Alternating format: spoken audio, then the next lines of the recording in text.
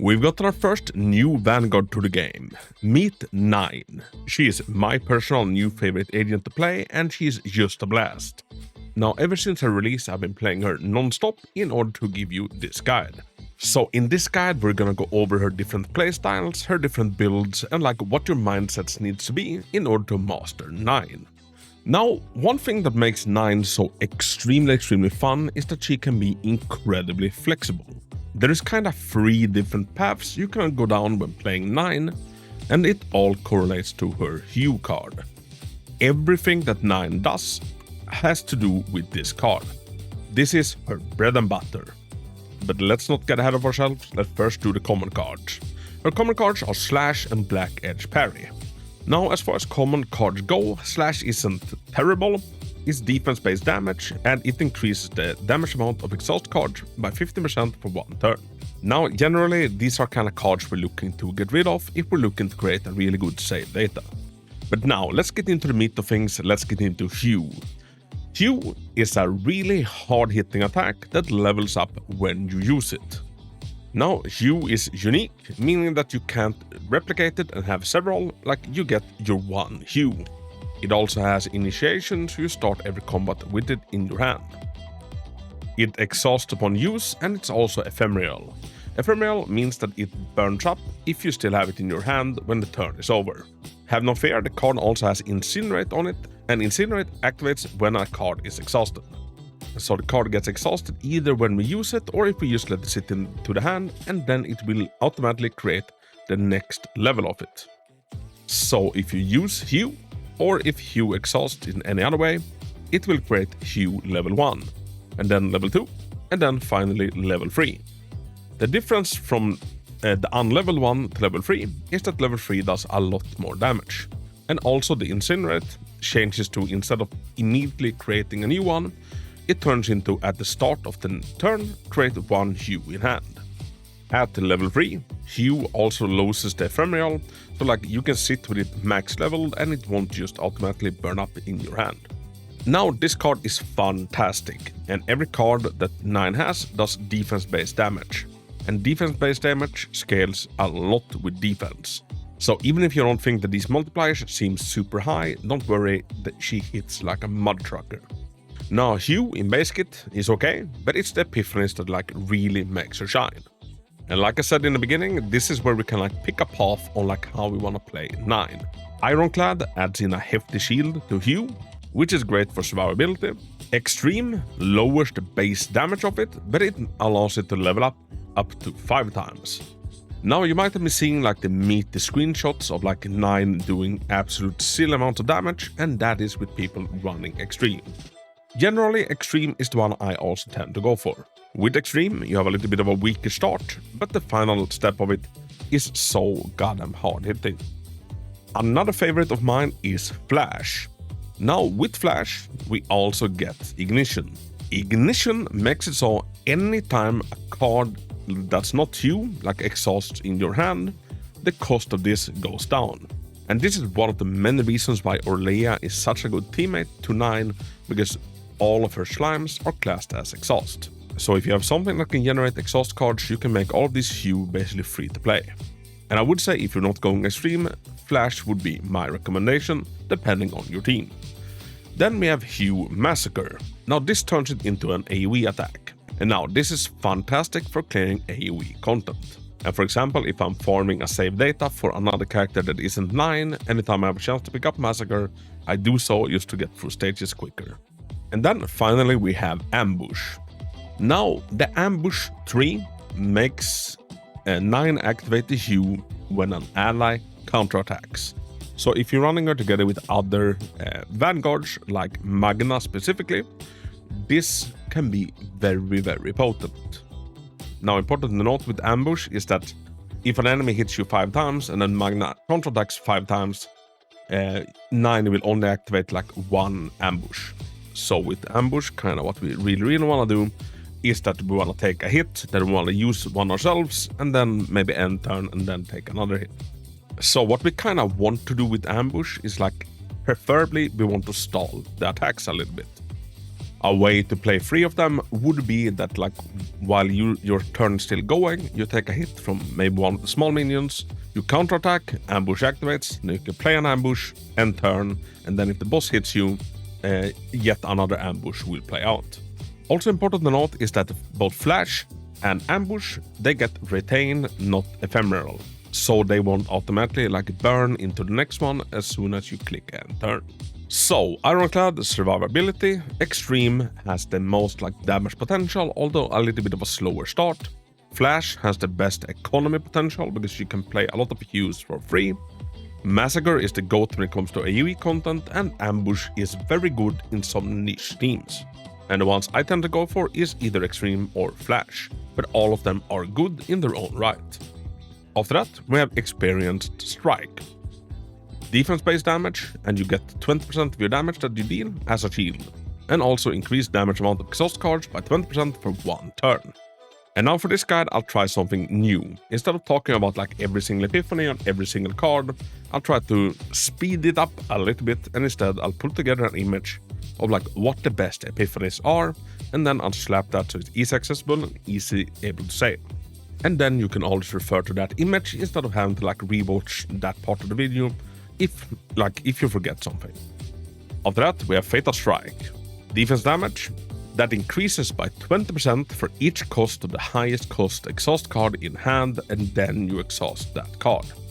Obviously, Fatal Strike is constructed in a way that we are meant to exhaust hue. And what we want to do is we want to exhaust a hue and then get a better hue. Now, a thing you need to keep in mind a little bit is that you don't use Fatal Strike when you're already at the final level. So for example, if you have a hue level 3 and then use Fatal Strike, well, you will exhaust your hue level 3 and then you can't use it. But it is a fantastic card to help you like level through the levels of hue. After that, we have an upgrade card called Counterblade. Counterblade is fantastic. And the absolute best one, unless you're doing some really niche build, is the one to the furthest right. At the start of the turn, you activate the hue in hand 1 time. Now, important to note with this, if you're looking to like make a really like cool, awesome screenshot of you doing an insane amount of damage after 8 turns build up, then this is not the one you go for, and we'll talk about like that specific niche build when we get to the teams. And lastly, we have Fighting Spirit. Activate 1 highest cost attack cards of this unit in hand, and then exhaust that card. Obviously, this is meant as a gateway to like use hue for much cheaper than hue would normally be. And generally, Fighting Spirit is the card that we're looking to duplicate when it comes to 9. So when it comes to crafting good save decks, get rid of slashes, get rid of back-edge parry, look to duplicate Fighting Spirit, and pick whatever hue that you're looking to build, and make sure that your other epiphanies try to complement that playstyle. So, 9's game plan is kinda straightforward. You hit people really hard with hue until they die. And now an important thing with hue, just because like this card has so much like innate damage on it, a lot of buffs that are additive instead of multiplicative is gonna be like a very minor increase. Instead, we're looking at stuff that can buff it multiplicatively. And 2 of the most important things of that is that make sure that the enemy is vulnerable when the attack hits, and also try your darndest to make it crit. So before hue hits, make sure that you applied your buffs and make sure that you applied your debuffs. Unless you have a first ego, Fighting Spirit will also make you target a random enemy with the hue. So if you're fighting a boss that have some smaller minions, it can be like a wise decision to get rid of the minions before you do Fighting Spirit, so you don't end up like using the hue on them if that's not what you want. Now in their potential tree, critical chance, the unique card, and the critical damage is like super important, as well as the unique stat upgrade. I would also upgrade both of the basic card proficiencies just to have slash like be a little bit more potent. Although if you're on a budget, you can skip that. When it comes to the memory fragments, you have 2 very good 4 pieces to choose from. I myself right now am running Line of Justice. Now you can either go Line of Justice or you can go the new Beasts of Yearning set. The Beast of Yearning set adds on 30% multiplicative damage to her hues, or to any other card, but the hue is like the ones we're looking to really boost, which is like great, and that will give you like in general, like higher crits. However, just because it's so goddamn important to crit, I'm running Line of Justice. But if you're looking to like really max out the damage and like get the one juicy screenshot, Beast of Yearning is the way to go, and you can't really go wrong with any of them. But right now with my 9 with Line of Justice, you add on 20, so I have a 65% crit chance with quite high crit damage.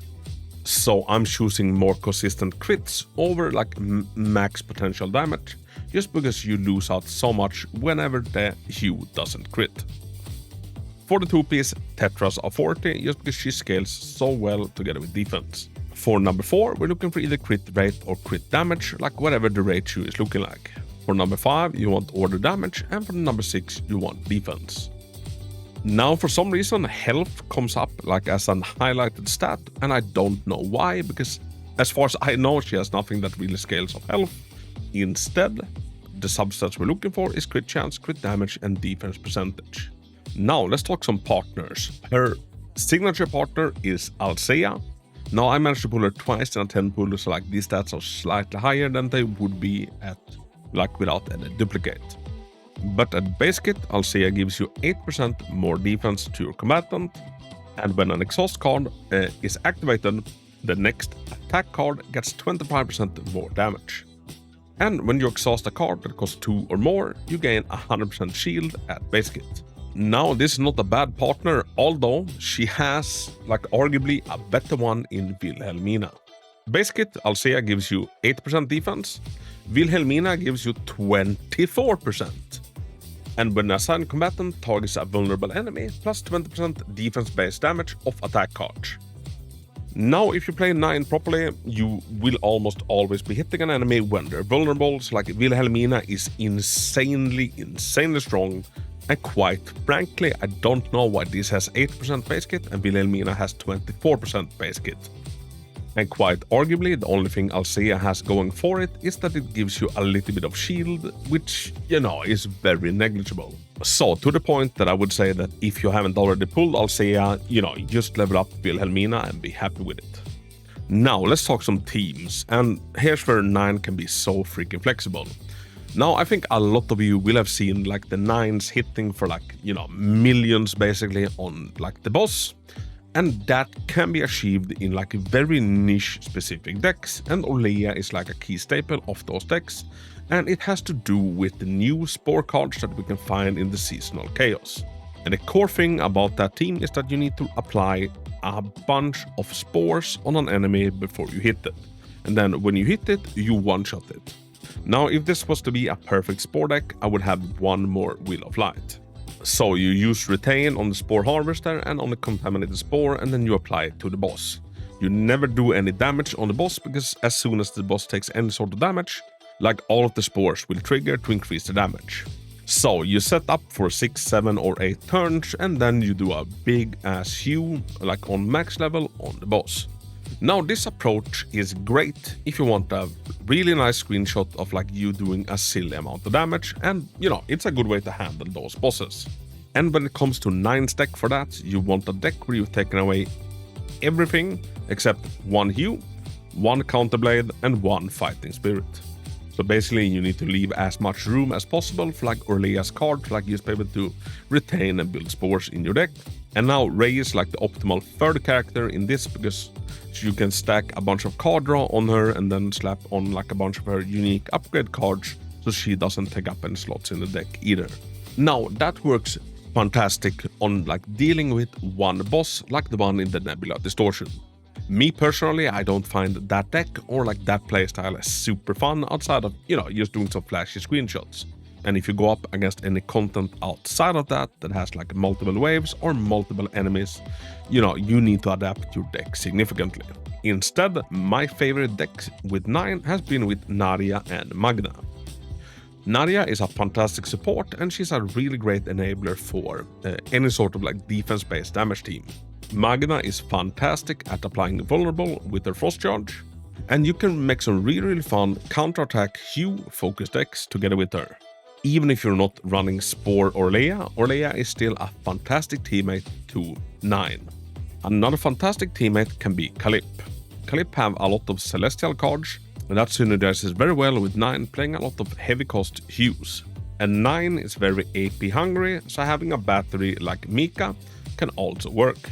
If you're going Flash 9, so you want a lot of exhaust cards, you can bring a character that like manually creates a bunch of those in order to get very cheap hues. One of those units is Kairon. You can also slap in a Tressa. But my own personal favorite 9 team looks like this, or I replace Magna with Orlea, or Calip, or in some cases Veronica, just because she is very good at helping out with the card draw. Now Cassius is not a bad pick in basically any deck, but I don't find him as useful in this deck, because her hue is always in hand, and that's kind of the card we care about. And Cassius innately doesn't really have any vulnerable cards either, so I feel like there's better controllers than Cassius.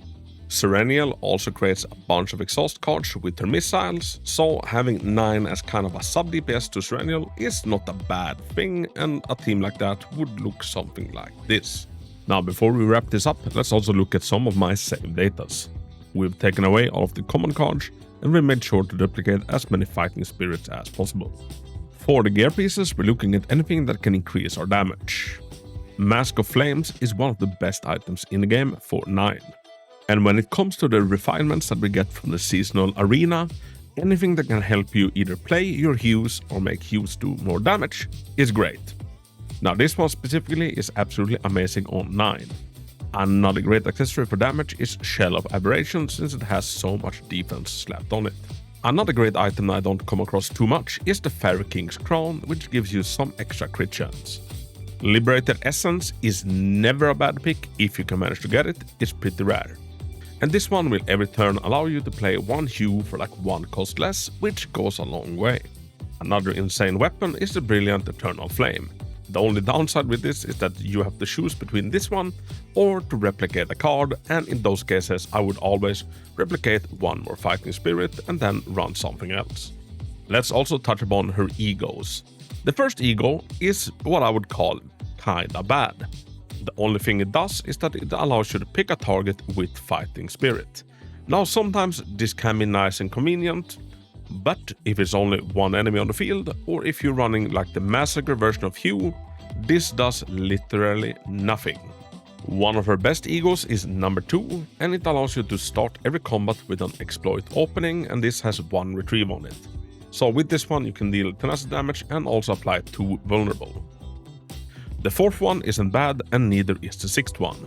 So which one should you go for? Honestly, I would say when it comes to 9, maybe stay away from the egos.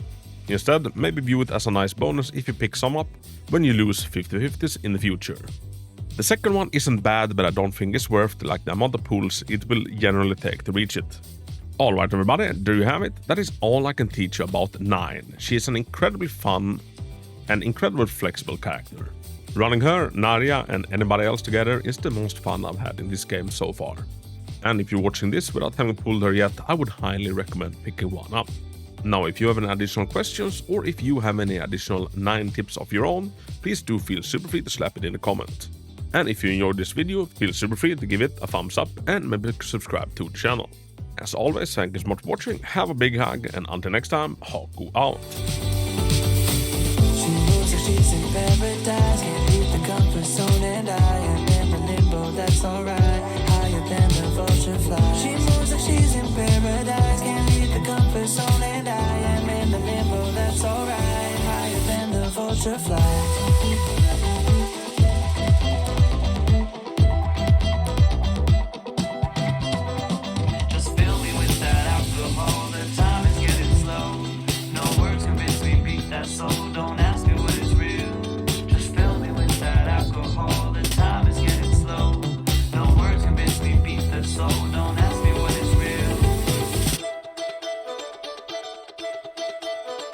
Get drunk, live for sunrise in the moonlight. Just don't wake me up, we do what we like. Let's funk after midnight, sparking twilight. We just turn it up, wait for new sunrise. Get me some disco music through the night. Lose control, dancing in the golden light.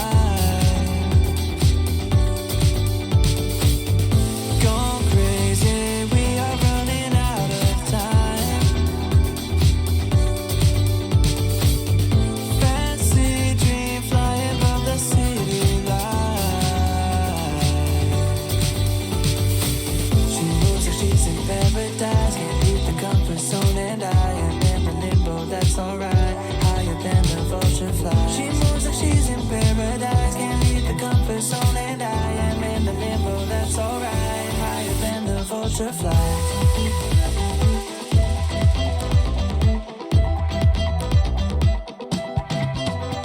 Just fill me with that alcohol. The time is getting slow. No words convince me, beat that soul. Don't ask me what is real. Just fill me with that alcohol. The time is getting slow. No words convince me, beat that soul. Don't ask me what is real. Get drunk, live for sunrise in the moonlight. Just don't wake me up. We do what we like. Let's funk after midnight, sparking twilight. We just turn it up, wait for new sunrise. Get me some disco music through the night. Lose control, dancing in the golden light. Gone crazy, we are running out of time. Fancy dream flying above the city light.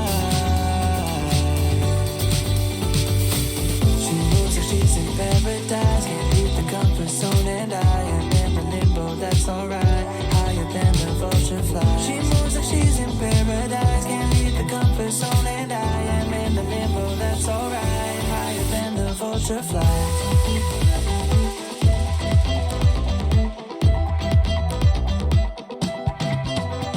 Just fill me with that alcohol. The time is getting slow. No words convince me, beat that soul. Don't ask me what is real. Just fill me with that alcohol. The time is getting slow. No words convince me, beat that soul. Don't ask me what is real. Get drunk, live for sunrise in the moonlight. Just don't wake me up. We do what we like. Let's funk after midnight, sparking twilight. We just turn it up, wait for new sunrise.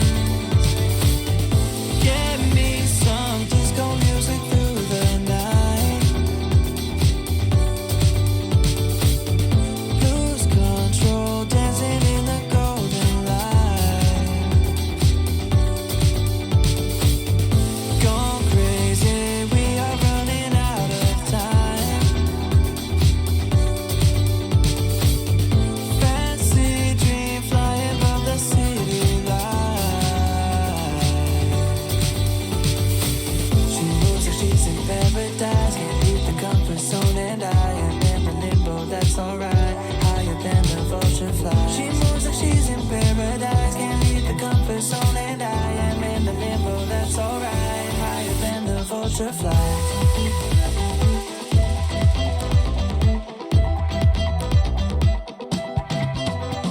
Just fill me with that alcohol. The time is getting slow. No words convince me, beat that soul. Don't ask me what is real. Just fill me with that alcohol. The time is getting slow. No words convince me, beat that soul. Don't ask me what is real. Get drunk.